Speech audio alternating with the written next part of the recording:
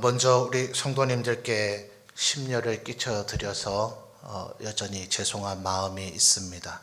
좀 더 주의하고 좀 더 신중했었어야 되는데 그러지 못해서 확진이 되어서 지난 주간은 예배 인도도 못하고 격리를 하게 되어서 죄송한 마음이 있습니다. 격리가 해제되고 나서 병원에 가서 이제 신속 항원 검사를 해서 음성이 나오기는 했으나 아직 목소리가 썩 맑지는 않죠. 그래서 우리 성도님들 아직 양성인가 아닌가 염려하실까봐 이렇게 말씀을 드립니다. 이 일을 겪으면서 참 많은 생각이 들었었습니다. 어찌하든지 지금 우리 국내에서는 마치 이 코로나 바이러스와 교회가 무슨 관련이라도 있는 것 같은 인식들을 하고 있는 이들도 좀 있어서 어찌하든지 이 코로나 바이러스의 상황이 끝날 때까지 우리 교회에서는 한 명의 확진자도 나오지 않게 하리라 그것을 늘 기도하고 마음에 생각을 했었고 또 그러다 보니 모르겠습니다. 어떤 성도님들 볼 때에는 목사가 믿음이 없는 것 아닌가라고 생각하실 때도 있지 않았을까. 조금은 더 한 단계 방어적으로 그동안 교회의 일들을 이끌어와서 어찌하든지 성도들 가운데 확진자가 생기지 않도록 해보려고 했는데 정작 제가 걸려버려서 우리 성도님들께 오히려 근심을 끼치게 돼서 정말 죄송한 마음이 듭니다. 그러면서 생각을 해보니 어쩌면 코로나 마칠 때까지 한 명의 확진자도 나오지 않도록 해보겠다 하는 이 생각조차도 하나의 바벨탑이나 하나의 우상과 같은 것이 아닌가. 이 일을 겪으면서 우리 인간이라 하는 존재가 얼마나 연약한가 하는 것을 생각해 보게 되었습니다. 철두철미하게 모든 일을 준비하고 대응한다고 했지만 언제 어디서 그렇게 되었는지 모르지만 한순간에 허물어져 버릴 수밖에 없는 것이 인간이라 하는 존재구나 하는 그런 생각을 하면서 저나 또 우리 인간들이 얼마나 연약한 존재인가 하는 것을 생각하게 되었습니다. 그러면서 가만 생각을 해보니 이미 하나님께서는 성경 말씀을 통해서 우리가 얼마나 연약한 존재인가 하는 것을 수도 없이 이야기를 하셨었죠. 성경 여러 곳을 보면 우리는 마치 들에 피어있는 꽃과 같아서 아침에 피었다가 해가 지기도 전에 시들어버리는 그런 꽃과 같고 또 말라버리는 풀과 같다. 이렇게 성경 여러 곳에 표현이 되어져 있죠. 또 야고보 사도도 말하기를 우리는 잠시 끼었다가 사라져버리는 안개와 같다. 이렇게 이야기하기도 했습니다. 또 아브라함 같은 이는 하나님 앞에 기도할 때에 재와 티끌과 같은 재가 감히 하나님께 아뢰나이다. 이렇게 기도하기도 했으며 극심한 시련을 겪었던 욥은 한탄하면서 말하기를 우리 인생이란 마치 구더기와 벌레와 같다라고 그렇게 탄식까지도 했었습니다.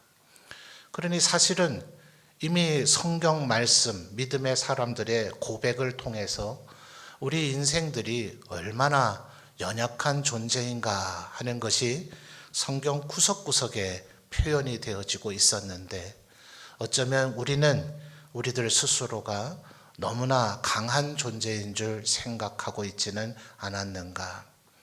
오히려 이런 일을 통해서 하나님 앞에서 나라고 하는 존재, 우리 인간이라고 하는 존재가 얼마나 연약한 존재인가 하는 것을 다시 한번 깨닫게 되는 계기가 되었습니다. 그렇다면 우리는 그렇게 연약하기만 한 존재인가? 오늘 우리가 읽은 말씀 7절을 보면 꼭 그렇지만은 않다고 베드로 사도가 이야기를 하죠. 자, 여러분이 7절 다시 한번 읽어봐 주시겠습니까? 7절입니다. 시작.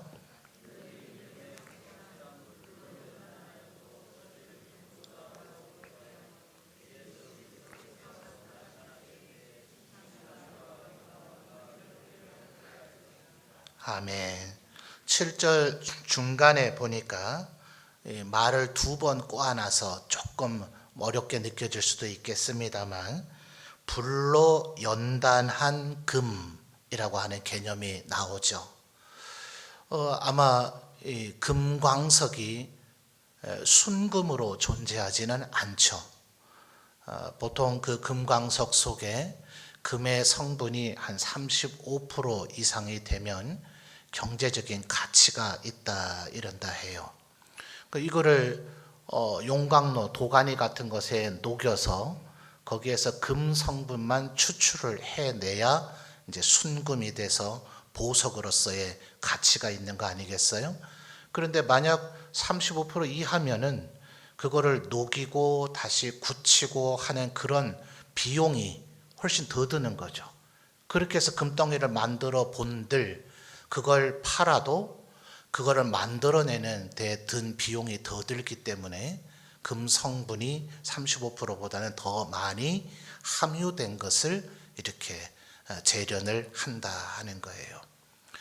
그 이전 상태에는 이제 금 성분도 있지만 다른 여러 가지 이제 광물들이 섞여져 있으니까 금 덩어리로 돼 있을 때만큼 단단하지는 않겠죠. 그래서 지금 7절에 뭐라고 표현했다고요? 불로 뭐 합니까? 연단한 금이라고 하는 개념이 있는 것인데, 그런데도 아마 금광석의 상태보다는 재련된 금, 순금, 소위 24K라 그럽니까? 혹은 또 99.99%의 순금은 분명히 금광석보다는 단단하고 강할 거예요. 그런데 고대에는 이 금과 은 자체가 아예 돈으로서, 화폐로서의 기능을 했죠. 그래서 고대의 화폐 단위는 무게를 재는 그 단위와 화폐의 단위가 동일한 나라들이 굉장히 많은 이유가 바로 거기에 있습니다. 근데 문제는 신기하게도 이 금덩어리가 얼마나 단단하겠어요. 물론 악한 생각을 가지고 표나지 않게 더 단단한 금속으로 이 금을 깎아내는 사람도 있다 그래요. 그런데 이 금덩어리가 계속해서 화폐처럼 사람들의 손으로 또 다른 사람의 손으로 돌고 돌아서 돈이라 그런다 하는 말도 있잖아요. 그렇게 오가다 보면은 예를 들어 처음에는 1kg짜리의 금덩어리를 만들어서 화폐로 쓰고 있는데 1kg면은 1000g 아닙니까? 그런데 세월이 제법 흐르다 보면은 다시 재보면 950g 돼 있기도 하고 이러더라는 거예요. 그러니까 이 금으로 이 불로 연단해서 된 금이라 하더라도 이것이 영원토록 보존되느냐 하면 그렇지는 않고 분명히 닳아 없어지거나 또 화학적으로는 산소하고 작용을 해서 산화된다 그러죠. 쇳덩어리 같으면 보통 녹슨다 이렇게 얘기를 하는데 구리에도 녹이 쓸기도 하고 이 금과 은도 약간 다른 형태이지만 산화되어져서 또 떨어져 나가는 부분들도 있다는 거예요. 자, 그러니 7절에 지금 표현이 이해가 되시죠? 불로 연단하여도 어떻게 돼요? 없어질 금이라고 하는 표현이 이래서 나오는 겁니다. 그런데 무엇이 불로 연단하여도 없어질 금보다 더 귀하다고 얘기하고 있죠? 7절의 상반절 첫 단어들이 뭡니까? 너희 믿음의 확실함이 그러하다 하는 거예요. 앞서 전에 우리 인생이 얼마나 연약한 존재인가, 들풀과 같고 꽃과 같고 안개와 같고 또 재나 티끌과 같고 심지어 욥과 같은 이는 벌레와 구더기 같은 것이 우리 인생이다 이렇게까지 얘기하고 있지만 우리 인간이 그런 면만 있는 것은 아니고 연단이 되어지면 불로 연단된 금보다 더 강한 존재가 된다는 거예요. 그렇게 되는 비결이 지금 믿음의 확실함이라고 얘기를 하고 있는데 또 다른 성경을 한번 찾아보죠. 바로 베드로전서에서 조금 앞으로 가면 히브리서 말씀이 있어요. 베드로전서 바로 앞에 야고보서 지나서 히브리서 11장 33절과 34절을 살펴보겠습니다.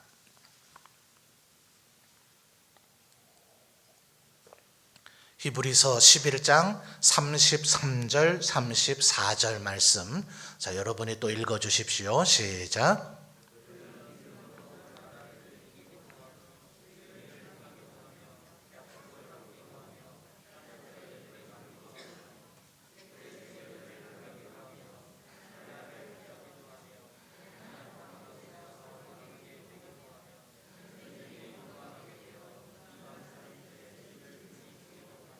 아멘.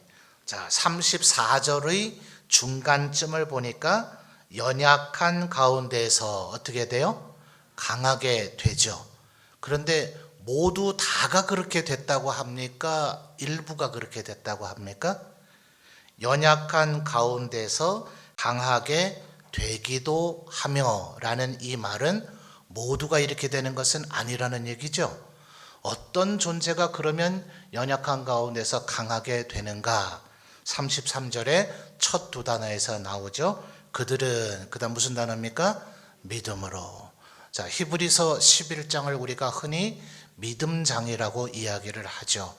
1절부터를 보면 아벨, 에녹, 노아 이런 믿음의 사람들을 한 사람 한 사람 열거를 하면서 그들이 어떻게 믿음으로 살았는가라는 것을 설명을 해요. 그런데 창세기 출애굽기를 주로 설명을 하다가 32절에서는 바로 사사기 사무엘서로 넘어가다가 일일이 한 사람 한 사람을 다 설명하려니까 너무나 분량이 많아진다고 히브리서의 저자는 느꼈던 것 같아요. 그래서 우리가 읽은 33절, 34절은 아주 많은 시기를 그저 한 두 절쯤에 뭉뚱그려서 그들은 이라고 이렇게 표현을 하는 겁니다. 그런데 이 고대의 사람들 가운데 분명히 우리 인간은 연약해요. 분명히 풀과 같고 꽃과 같고 안개와 같은 그런 존재입니다. 그런데 누구나 그렇게 연약한 가운데서만 사는 것이 아니라 분명히 강하게 되는 존재들이 있는데 무엇이 있을 때 그렇게 된다고요? 믿음으로 강하게 되더라 하는 거예요. 자, 베드로전서로 돌아오시죠. 그래서 오늘 우리가 읽은 본문의 말씀 7절에서도 믿음의 확실함은, 그렇죠? 자, 우리 한글로 번역하다 보니까 확실함이 더 비중이 있는 것 같지만 바꿔서 한번 읽어보세요. 확실한 믿음인 거죠.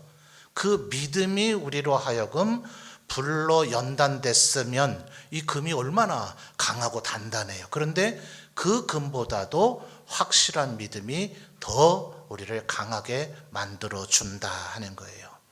물론 이것이 우리에게 믿음이 있으면 코로나 안 걸린다, 질병 안 걸린다 이런 얘기가 아닙니다. 코로나 걸린 사람은 믿음이 없다 이런 얘기가 아니에요. 바울 사도는 그의 서신에서 이렇게 얘기하죠. 우리의 겉사람, 우리의 육신은 날이 갈수록 낡아진다 혹은 후패해진다 이렇게 이야기를 합니다. 연세가 많이 드시다 보면 면역이 떨어지기 마련이고 각종 성인병에 노출되어지기 마련이고 그러다 보면 점점 쇠약해져서 이 세상의 삶을 마감할 수밖에 없게 되죠. 그러나 바울 사도가 이어서 뭐라 그래요? 우리의 겉사람 혹은 육신은 후패하거나 낡아질지라도 우리의 속사람, 우리의 영혼은 날로 새롭게 되어지고 강하게 되어진다 하는 거예요. 바울 사도는 또 다른 그의 서신에서 이것을 일종의 경건의 훈련이라고 얘기를 합니다. 우리의 육체를 단련하는 것, 소위 항산화 그런 얘기 하더라고요. 항산화되는 그런 좋은 음식들을 먹고 또 좋은 것을 바르고 또 유산소 운동 같은 걸 하면서 내 건강을 유지하려고 해도 이것은 어차피 세월 따라 연세가 들게 되면 낡아지고 연약해지고 쇠약해질 수밖에 없어요.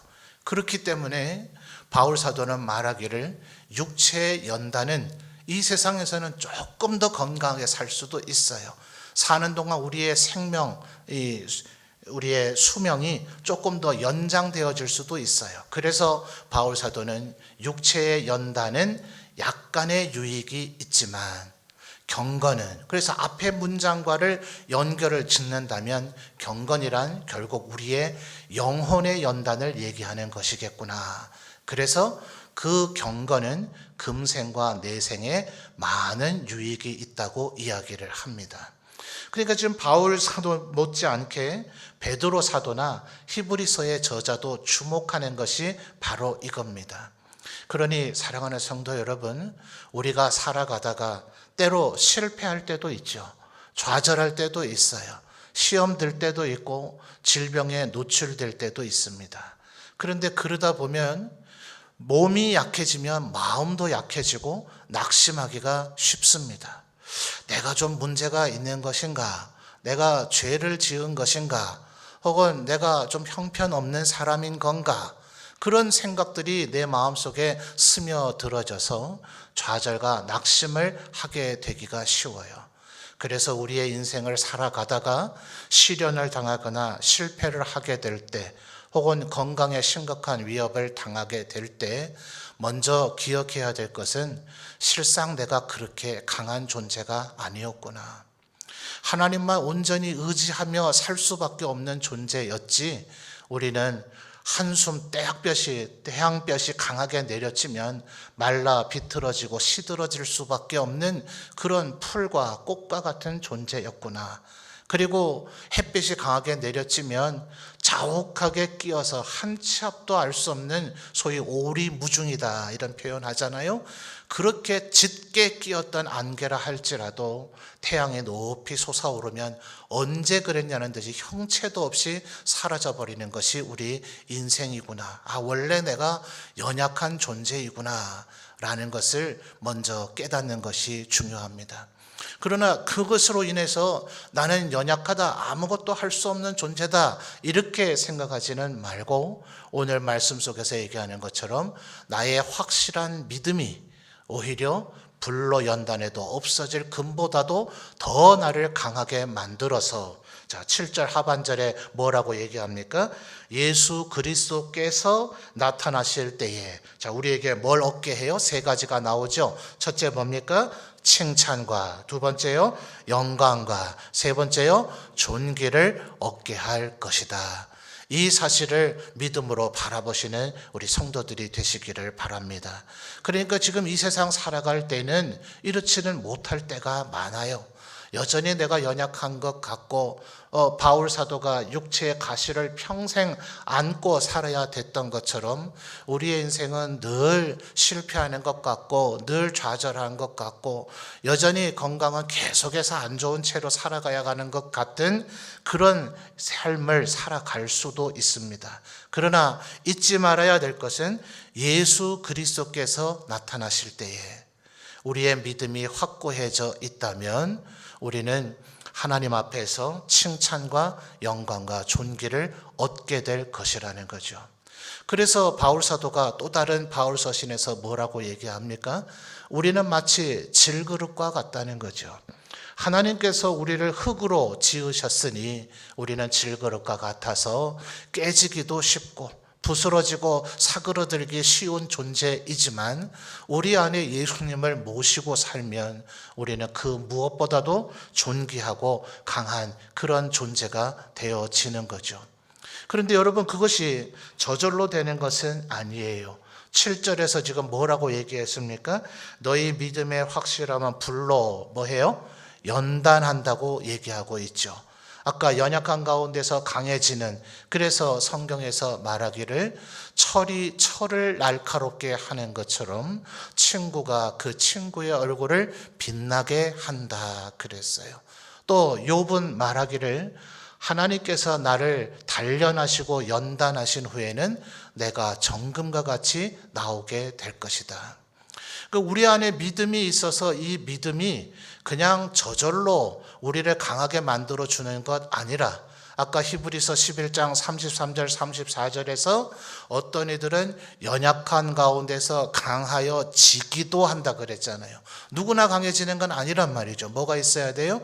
믿음이 있을 때 강해지게 되는 것인데, 이 믿음이 우리로 하여금 하나님 앞에서 연단받도록 만들어 주더라 하는 거예요. 그래서 바울 사도가 말하기를 내가 연약할 때가 가장 강하다 이렇게 표현했죠. 왜냐하면 우리 인생들은 내가 조금 강하고 내가 뭘 잘하고 내가 성공하는 것 같으면 안타깝게도 그때는 하나님을 잘 찾지 않아요. 하나님을 의지하지 않아요. 물론 실패하고 좌절하고 쓰러진다 해서 다 하나님을 찾지는 않아요. 관건은 뭡니까? 믿음이 있을 때. 믿음이 있으면 자신이 뭔가 성공하는 것 같을 때에도 하나님께서 도와주시고 함께 하시고 은혜를 베풀어 주셨기 때문에 내가 이와 같은 일들을 할 수 있었구나. 또 내가 뭔가를 못하고 실패하고 좌절하고 내 육신이 연약한 것을 발견하게 되어지면 원래 나는 이런 존재였으나 하나님께서 나와 함께 하시면 다시 나를 강하게 만들어 주시겠구나 해서 하나님을 더 의지하게 되는 거예요. 그래서 바울 사도가 말하기를 내가 연약할 때가 제일 강했다. 오히려 연약할 때 더 하나님을 찾고 하나님을 의지하게 되니 그렇게 되더라 하는 거죠. 그러나 여러분 6절 말씀을 거슬러 가서 보면 우리들이 이런 어려운 일을 당하게 될 때 하나님의 말씀이 그때가 오히려 기회라 하지 않았느냐, 오히려 더 강해야 되지, 이렇게 하면 안 돼요. 자, 6절 여러분이 다시 한번 읽어보실까요? 6절입니다. 시작.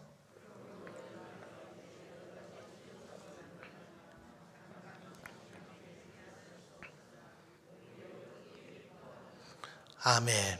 자, 6절 말씀을 보니 누구라도 여러 가지 시험을 당하게 되면 일단 뭐 하게 됩니까? 근심하게 되어져 있어요. 그러니까 우리의 주위에 가정에 여러 가지 문제가 있든지 시련을 겪든지 인간관계의 갈등과 깨어짐을 경험하든지 또 육체가 연약하든지 해서 소위 말하는 앓는 소리 내거든 왜 이렇게 믿음이 없어 이러지 마시고요. 잠깐은 근심할 수밖에 없어요. 근데 문제는 잠깐이 돼야 될 거 아니에요. 그렇죠? 그냥 내버려 두면 늘 나는 안 된다, 나는 이럴 수밖에 없는 존재인가 보다, 나는 쓸모없는 존재인가 보다 이렇게 낙심하고 좌절하고 나락 속으로 빠져들게 되니까 그렇게 안 되도록 하기 위해서 하나님께서 우리를 교회, 한 몸 공동체로 만들어 주신 거죠. 그러니까 그럴 때 서로 위로해야 되죠. 서로 힘을 북돋아 줘야 되죠. 서로 격려하고 또 서로를 위해서 돕는 기도를 해서 하나님 우리 아무개에게 믿음을 더해 주십시오. 하늘의 신령한 은혜를 더 베풀어 주십시오. 그를 긍휼히 여겨 주십시오. 오히려 이 기회를 통해서 더 연단되어져서 더 강해질 수 있도록 하나님 은혜 베풀어 주십시오. 우리를 이렇게 하나의 교회로 만들어 주신 이유가 바로 거기에 있는 거죠.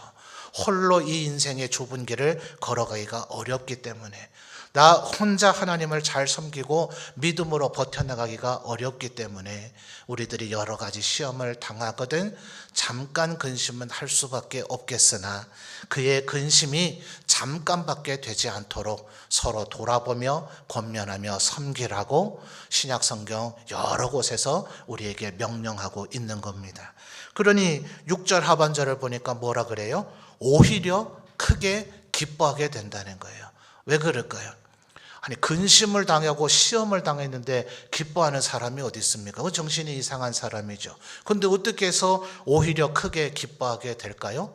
바로 우리들이 든든히 묶여진 하나의 그 끈과 같은 그런 연대감으로 하나의 공동체의 마음으로서 서로를 위로하고 격려하고 섬기며 그를 위해서 기도할 때에 하나님께서 7절에 뭐라 그랬죠? 믿음의 확실함, 우리의 믿음을 더 견고하게 해 주셔서 오늘은 내가 힘들고 어렵고 시련 가운데 있으나 예수 그리스도께서 나타나실 때에는 내가 칭찬과 영광과 존귀를 받게 될 것이다 라는 것을 믿음으로 바라보기 때문에 오히려 기뻐할 수 있게 되더라 하는 것입니다. 모쪼록 바라기는 우리 성도들 가운데 지금 편찮으신 분들도 많고 교회에 보고된 이곳저곳에서 교회에서 퍼져나간 것은 아닌 것 같아요. 우리 부교육자분들을 통해서 일일이 다 보고된 것은 아니고 제게 또 다른 루트로 이렇게 보고가 되어지기도 했는데 아마 모두 다 교회에 알리신 건 아닌 것 같고요. 코로나 이후에 또 직장과 가정에 다 믿는 자로 구성되어 있지는 않은 가정들이 주로 어려움을 겪으면서 교회를 거의 출석 못한 분들도 지금 확진된 분들도 계셔요. 그러니 지역에 지금 매일같이 200명, 300명, 오늘은 400명 넘는 것 같더라고요. 이렇게 되고 있으니 너나 할 것 없이 지금 위험 가운데 있는 것 같습니다. 이럴 때에 나는 원래 연약한 존재였다. 하나님 앞에 하나님이 늘 나와 함께 하실 때 내가 강한 존재이지 우리 인생은 나는 원래 연약한 존재에 불과했다 하는 것을 다시 한번 확인하시고 겸손히 하나님을 의지하시면서 오히려 하나님께서 주시는 은사가 이 믿음이 또 우리들이 든든히 묶인 하나의 줄로서 서로를 위로하고 격려하고 기도하며 섬길 때 우리 각 사람이 더 강하게 연단되어져서 하나님 앞에 더욱더 크게 쓰임받는 우리 점천제일교회가 되어질 줄 믿습니다. 오히려 연약할지라도 이 연약함이 계기가 되어져서 더 연단되어지는 우리 모든 성도님들이 되시기를 주님의 이름으로 축원합니다.